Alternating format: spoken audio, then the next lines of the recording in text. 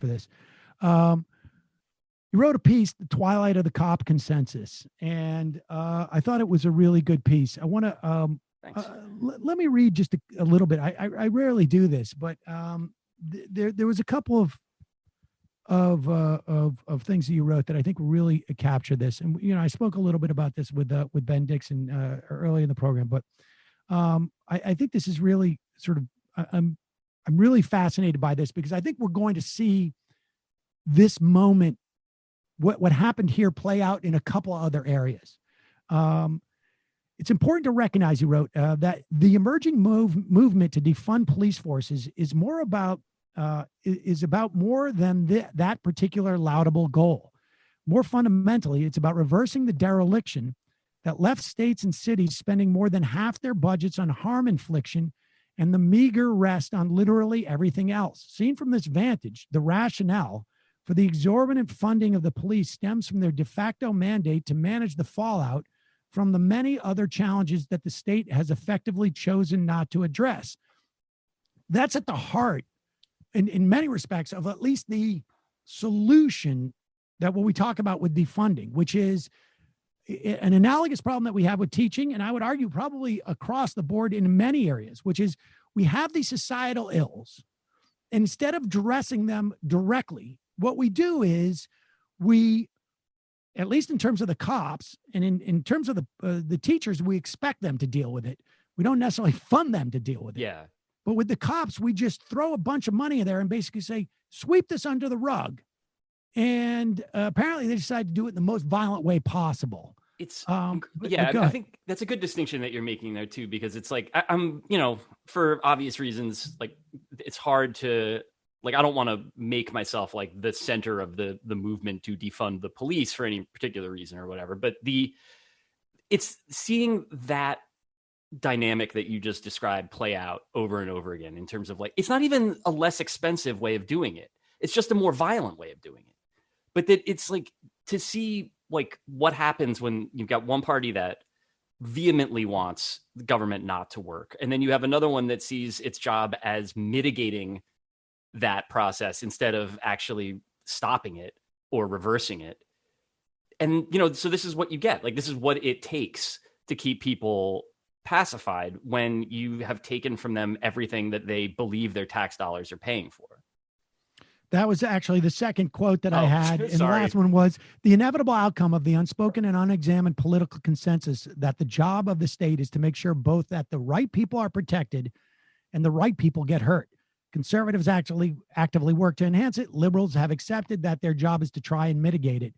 Actually, remaking it was, until very recently, not part of the conversation. And now it is. Yeah. And wow, like, why do you think it is now as opposed to, I don't know, 5 years ago? It's hard to figure that part out. I mean, I think the video, you can see why people got in the streets because of the George Floyd thing. Like, it really is as horrible as any image could be. And as like, as sort of like a crystalline expression of like what that type of policing really does do to people, like, and communities.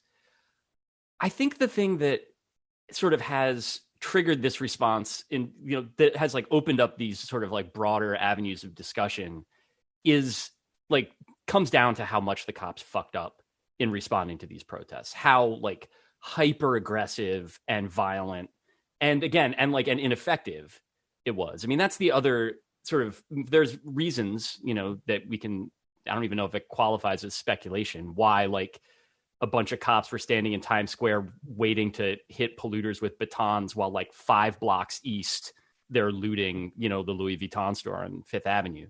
Like that, it's clear that if they wanted to stop that looting, they could have done more to do it. They didn't. Right. That was, whether that was a strategic decision or not. I think it's just like to see all of these different failures happening concurrently, the pandemic, policing, that like the basic enforcing of order in a way that doesn't look like a boot on a neck. Like every bit of that has failed at the same time. And I think that that's like the feeling in the streets. I don't want to make it seem like I'm out protesting all the time, or, whatever, throwing a garbage can through the window of Sal's Pizza or whatever. Like, I've done my little bits of marching and but I feel like people have come to the realization that this shit just isn't working, and that the people in charge on both sides are not capable of making it work. And so seeing where that, sort of frustration goes is going to be the interesting part. But it's already heartening, I think, to see that it's not going in the directions that Republicans have traditionally tried to channel it. That it's not the sort of thing where it's like, just find some, marginalized community to take the shit out on and demand a tax cut when you're done. Like, I think people want not to live like this. I mean, Ben made this point, and obviously your piece makes this point, that that what has changed, at least in the in the past month. I mean, obviously, like these things sort of build up over time, and then there's almost like a spike in the way that, and that's the way I feel like everything happens, is that there's a spike, then it drops down, but to a baseline that is not where the old baseline was. Right. And that is that the institution of the police is problematic in a way that it wasn't sort of recognized before. And that, like you say, people are starting to contemplate remaking. And we've seen it in the response from the Democratic Party. I mean, 15 years ago, I know how the Democrats would have responded to this. They would have just sounded like the Republicans, as much as they could, like you say, but with some mitigation. But it would have been, they would have fallen there. They would have still been sort of enthralled by that law and order. And as ham-fisted and as I think, not up to the task of the reform that's needed, they did dress in their outfits and kneel, which at the very least, and I do mean it's the very least they could do. Yeah. But it was like their way. I mean, I saw this clip of like this meme where someone said, like, I told mom that, I was having a black friend over. And so they dress up like that. Completely not capable of rising to the moment, but some notion of like not running away from it in the way that they used to before. Yeah. I mean, it's a shame I think that's exactly right. It's a shame that that's where the bar is at this point, that it's like, whatever, grandma doing some like sort of cringe gesture, like whatever, right, dressing like fucking Professor X from the X Clan, and like, hitting the kneel. But at the same time, it shows that they, as difficult as it would be for the highest ranking Democrat elected officials to recognize this, because they're all like 73 years old and have 4 homes, so it's like there's only so much you can really get through to them. It's clear that like they have at least seen that this is not going away. And I think that your point about where the plateau is, that this is like maybe where we're taking off from after Ferguson, right? That like this is because there was a Democratic president, and there was a DOJ that was not dedicated to doing the opposite of what the DOJ is supposed to do. So like those are some differences from the time that we're in now. But like what that gave us was like this spate of police reforms and all that like kind of 8 can't wait shit, where it's you come up with new rules and new sort of forms to fill out, all the sort of technocratic liberal responses to things. And, so some departments adhered to that, like all of them grudgingly. Yeah. Minneapolis was right. One. 7 of the like 8 can't wait things. I mean, that was, that's on some level, that's really helpful that they did that, because we just ran the experiment. And if you're a technocrat, you got to look at the data, and guess what? Didn't work. Yeah. Got to do something different. And this is, I think, what goes back to what you were saying about in terms of like, as corny as it is to see like Chuck Schumer in kente cloth, like sort of it like at the very least that can't be where it ends. Like even they, I think, realize that like throwing more rules and new sort of like, half a loaf type solutions to like massive institutional abuses is not like, that's not it. Like it won't move the needle. And it also like you said, like we already know what it does, which is basically like departments either ignore it or scoff at it, or they find, like as Minneapolis did, like just new ways to commit new abuses. I was reading a story from the Star Tribune earlier today that they apparently for years, cops would just get EMTs to inject people with ketamine, like just to calm them down. They would sedate them with stuff, which is, and like no consent from obviously from the people. Most of them were having sort of mental health emergencies, but they weren't, in many cases, they weren't even being arrested. And the cops would just be like, do you mind dosing this person? They're annoying me. Like just incredible shit.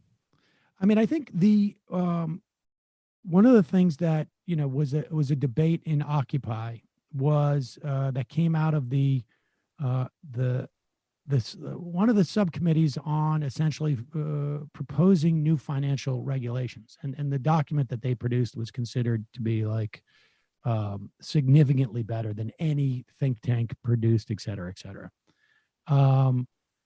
Was this concept of, we can either try and do these sort of surgical regulations on the banking industry, or we can take a meat cleaver and just basically, make sure that there's no room.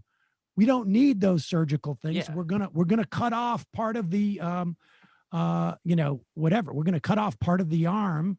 We're going to cut off the arm so that we're not playing around with the gangrene. Let's put it that way. Or instead of coming up with new things that you can do with your arm. Exactly. It's like whatever, like a hand checking rule in the NBA or whatever. That, like, I think that's like the real. And I think we're about to see the failure of the not cutting off the arm. Yeah. Because the gangrene has returned. Yep. And they did new things, and it's not going to be CDOs, but it could be these like basically these junk bonds that corporations have. They're over leveraged. I mean, we may end up seeing that, but the point being is that I feel like we're entering into an era where there is going to be increased awareness that these surgical fixes are just simply not working. Yeah. Even on their own terms, you have to sort of like, even if you're a technocrat, and I have no problem with technocrats, but look at the data. You've run your experiment. It didn't work. Right. And so that's a real sort of a challenging thing, I think, for a party that, especially like, I mean, Obama was like the apotheosis of this because he's like the closest thing to an actual smart guy that's been president during my lifetime. Right. But that like they had all these like clever ideas that they sort of seemingly, wherever you could implement them, that they chose like the most sort of clever, subtle response to things, not all of which are like objectionable on their merits. It's just like they don't do the job as well as some of the like dumb, obvious, this is illegal and you can't do it now measures. Right. The same way, whatever with healthcare, it's the same deal that like you create an exchange and you create all these incentives and tax breaks and you nudge people in various directions or other. But like, you can also just fucking give them the healthcare and take all that stuff off the table. And like, while that is kind of like oafish and old fashioned and like, Lyndon Johnson-y, it also would have the added benefit of conferring healthcare to individuals. I ask this at the risk of, and I certainly don't want to, I don't want to, turn the page on this moment in terms of what we're doing in terms of police reform, particularly in the context of the Black community. But we're also on the precipice.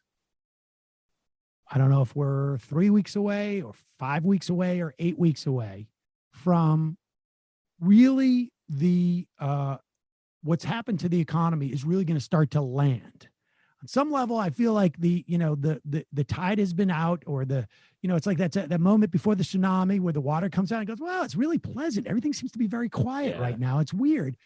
And all of a sudden, I think like we can start to see the water coming back in, and we're going to see unemployment benefits run out in I think about 5 or 6 weeks. We're going to start to see these moratoriums on evictions are ending across the country. Colorado tried to extend theirs. No luck. We're going to start to see austerity heading into now Q3. We're going to start to see austerity in state and local governments across the board. And I think we're going to start to see real pain. I mean, it's not like we haven't, but I think what we've had now is anxiety and anticipation of real pain. People have lost their jobs. They've been slow to get maybe unemployment benefits, but they had this sense that it was coming. But now the sense is it's ending. Yeah. And states are going to start cutting back on their services. It's a great time to cut back on the cops right now, frankly. And then, when it comes time for refunding, you refund other places. But it does not appear like we're going to get a federal bill anytime before then. What do you think happens with this energy? And and how much of is it a problem to sort of like, I can't help but think on some level, like the energy is going to migrate, but it's also, I have mixed feelings about that, because we're at a moment where we can actually get genuine reform, maybe in this sort of silo of policing. But the amount of pain is going to sort of like widen and shift.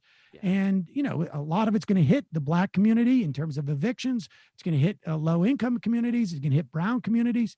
Basically everybody that, suffers the most from over policing, bad policing, is going to suffer from all of the other shit too. Yeah. And COVID for that matter, and the ones who lost their jobs in this instance. So it's hard to, say obviously where it's going to go, but I think that like there is this sense that it all fits into the same critique and into the same sort of structure, that like none of this stuff happens if, a pandemic is a pandemic, right? You can do more to mitigate it than this administration did. It would be very difficult to do less to mitigate it than the administration did, but it's a thing that happens.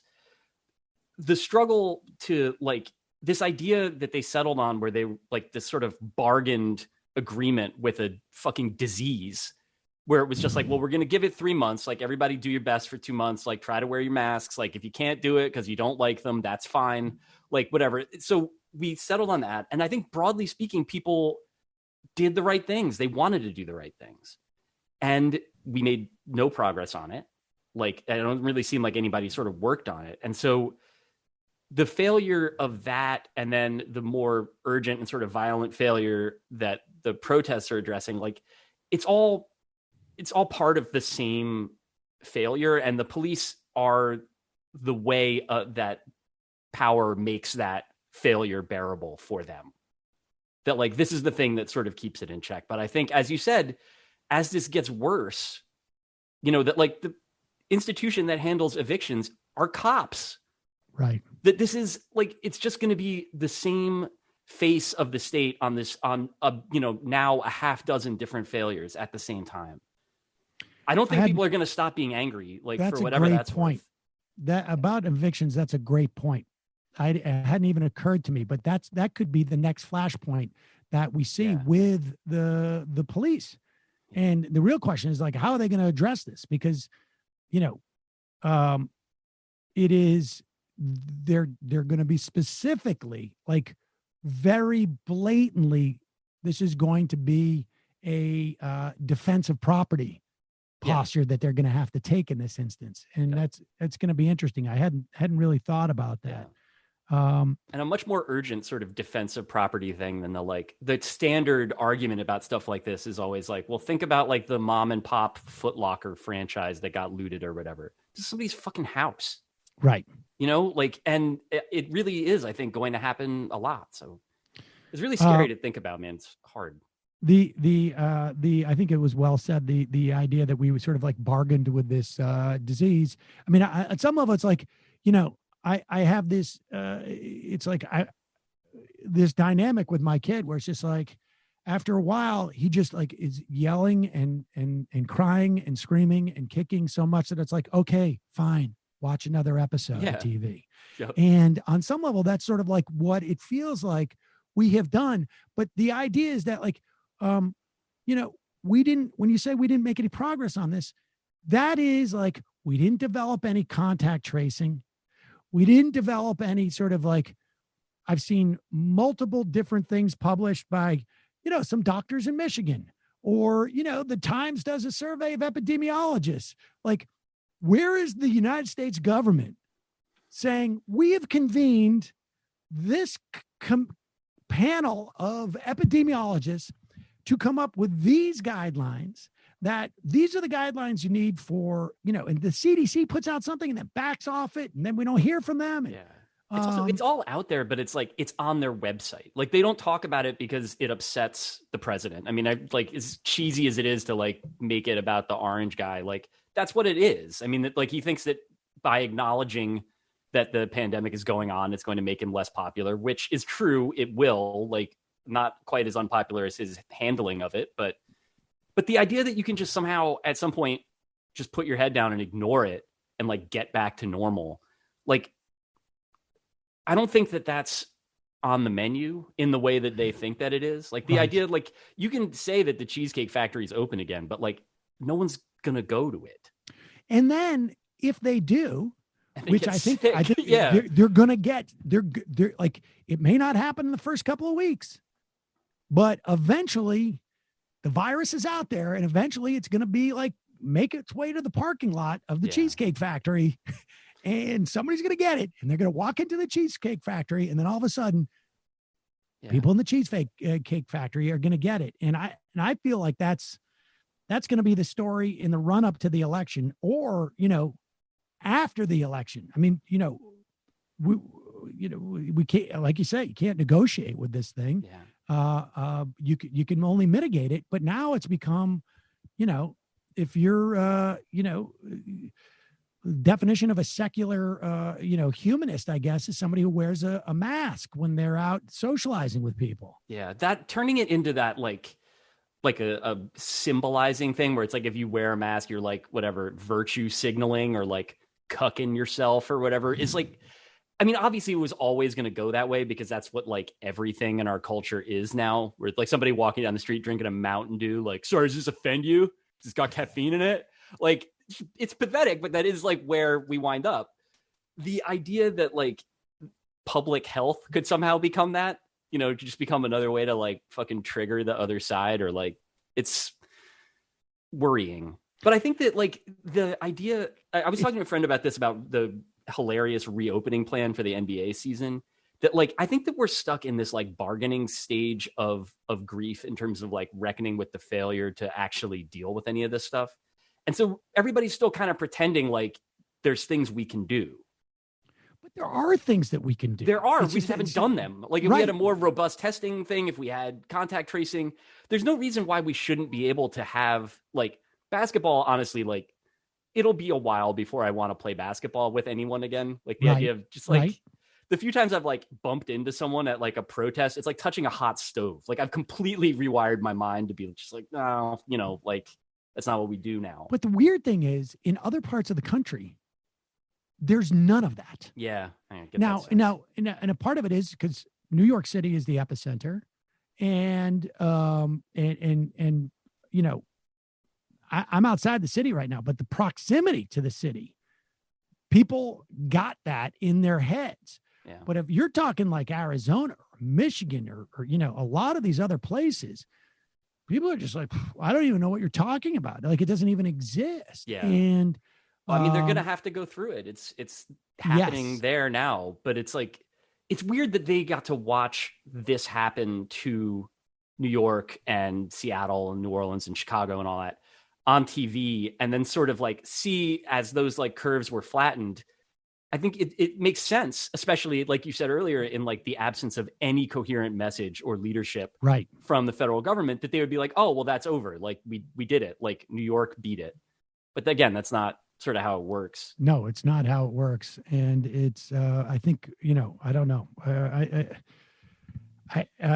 There is this sort of, I feel like there's this, I don't know what, I can't come up with an analogy at the moment, but there's this sort of sense where, there's a lot of spiking of a lot of footballs, seems to me. And I would even say like we're on the 20-yard line at this point. I mean, I would say like we're on our own 50. Yeah. And there's a lot of spiking of footballs that are taking place. And I don't think we're there in terms of, I don't think we have any idea what awaits on the other side of this field in terms of like the economy or perhaps this disease. But I'm sure it'll be fun. Whatever it is. It's going to be so fun.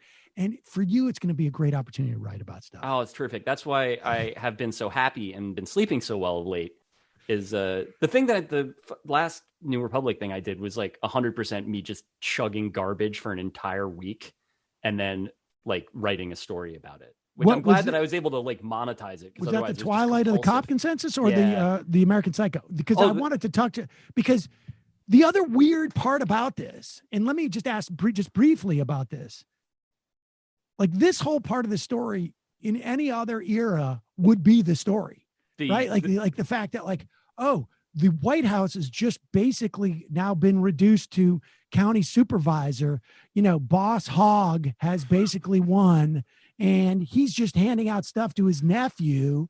And they're just like, like this is, the White House is now being run like a small town corruption where it's just like, we got some state money. Great. Hey boys, come on. You're going to buy the property because we're going to do I-90 is going to go right through your back door and that type of shit. And you wrote about that in terms of Kushner, and that's all that we've seen, except for now it's being applied to a pandemic. Yeah. So the Kushner story is weird. Because it was for the print magazine, I wrote it. That was like 3 weeks ago. And, before the protest blew up and before all of this. And so it felt like sort of a relic of another time. Like, it's not like you can't get mad about Jared Kushner fucking up 6 different things every single day as like part of his job as one of the 3 people that's allowed to make decisions in the White House or whatever. But like, it's not the thing that people were angry about before. But in reading it back over, I was like, oh yeah, this actually sucks ass. Like, this is really bad. And Kushner himself, I mean, the story is mostly about how he sort of assembled this sort of shadow procurement team out of management consultant people that were they were working for free. They were basically sort of like donated to the federal government to buy PPE but mostly to like answer emails from Trump's friends. Like Janine Pirro asked for a hospital to get a bunch of masks and they sent it to him. And it's like, so that's the corrupt, like county government part that you were saying. The other bit of it, is that it feels like a shitty family business. Like it's like just a mismanaged Quiznos franchise with like a lot of backstabbing and a lot of like kind of mediocre people scheming in dumb guy ways about stuff, which is, if it's a bad way to run your Quiznos, and I know Quiznos doesn't exist anymore. I miss Quiznos. They toasted the sandwiches. I understand. It was solid. But like, if that's not a way to run a franchise, then like running this incredibly difficult, task like that is even worse. Do you think that the utter absence of a response that could even be sort of like it's almost like immeasurable, their response to this? Yeah. Because it's so like, it's literally like they show up on a baseball field with a basketball and start to kick it. The numbers are outlandish with that. Like, how do you like even like say like you're bad at baseball? You're kicking a basketball you brought. Exactly. Like, it doesn't even like their absence of any type of response, is that creating some more space or less space for the type of protest and pushback that they're getting? I think that's a really interesting question. My instinct is to say that it's more, but it's also, again, it like is pointing back to the same sort of critique that all of this sort of fits into, which is that like the idea of being like, all right, well, we got to take this out of the hands of the cops and put it in the hands of some higher authority. Like, the higher authority isn't doing anything. Like, they've been on vacation since March. And so the idea of like, it makes you sort of feel abandoned in a way. That like the idea that like, obviously that the White House didn't take this seriously is disgusting and scandalous and enraging and all of that. But there's also like, to see the extent to which they failed, that like all of this stuff, they get up there and say that they're going to do something without a plan to do it. And then the thing I keep coming back to is the idea of those remote, like sort of drive-through testing facilities. Right. And they were like, we're going to have these in every state. We're partnering with Walgreens or whatever. And then there was like 40 of them 3 weeks later in the entire country. Like, if you're going to say that you're going to do something and you don't know how to do it, and then you don't do it, like, where does that sort of leave you as a concerned citizen, right? Like, it just makes it seem like you need to radically re-examine and rebuild everything that is designed to facilitate this, because it's not, like you said, it's not like a failure of like scope or scale or whatever. Like, it is like an error of kind. Like, they Right. authentically do not know what the job is and can't do it. That actually may be a great title for this era.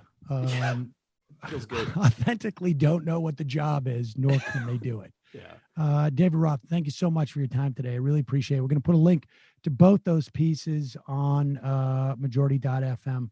Thanks, man. Stay safe, and thanks for joining us. Right on. You too.